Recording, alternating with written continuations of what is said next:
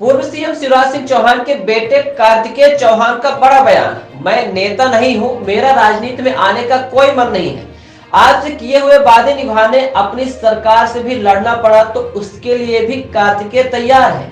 अपनी सरकार है, नौबत नहीं आएगी, अगर ऐसा हुआ तो पीछे नहीं हटूंगा। शिवराज जी इस चुनाव में इतनी मेहनत की जो किसी के लिए भी संभव नहीं है। भैरुदा में संबोधन का वीडियो सोशल मीडिया पर कार्तिकेय चौहान का अब जमकर वायरल हो रहा है। वीडियो के अनुसार शिवराज के बेटे कार्तिकेय चौहान ग्रामीणों को संबोधित करते हुए कहा कि आपसे किए हुए वादे निभाने अपनी सरकार से भी लड़ना पड़ा तो उसके लिए भी कार्तिकेय तैयार है। कार्तिकेय ने कहा कि मैं नेता नहीं हूं, मेरा राजनीति में आने का कोई मन नहीं है। पापा नहीं, मैं आपसे वोट मांगने आया था और आपसे किए हुए वादे पूरे करने के लिए मुझे अगर सरकार से भी लड़ना पड़ा तो उसके लिए भी कार्तिकेय पीछे नहीं हटेगा।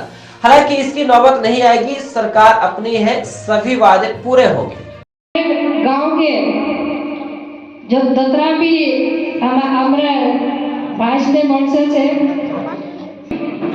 ये बात आप लोग ध्यान रखना पड़શે।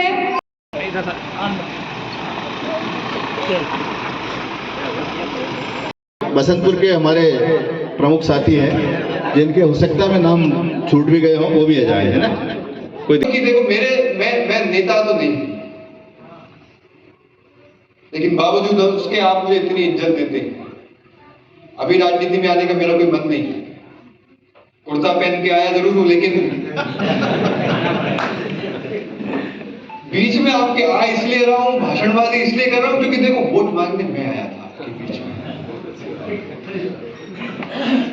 और अगर अब पिताजी मुख्यमंत्री नहीं रहे और फिर वापस नहीं आऊंगा तो यार मैं अपने ऊपर रात को चैन की नींद सो नहीं पाऊंगा। तो वोट मांगने मैं आया था। जब आप लोगों ने मुझ पर विश्वास, देखो वोट मांगे तो पिताजी भी नहीं आए थे। और जब सामने उस समय जब चुनाव के जब कोई व्यक्ति माइक लेकर खड़ा था आश्वासन, तो वो मैच है। और इसीलिए जब आपसे उस समय मैंने वादा किया था तो उस वादे को निभाने के लिए मैं वापस आया, और वादे को निभाने के लिए किसी भी हद तक जा सकता हूं।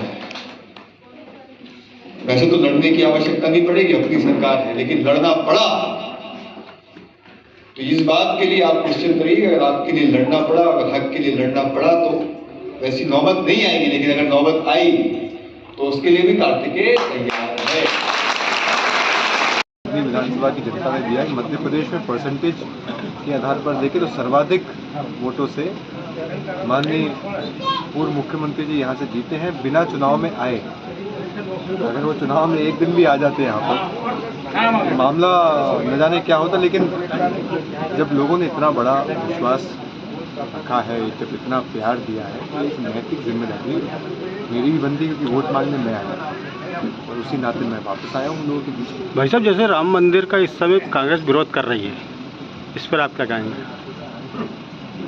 अब राम मंदिर पर विरोध करना कोई कांग्रेस ने कोई आज से कोई ना उनकी कोई वो ना नियत थी ना नीति थी।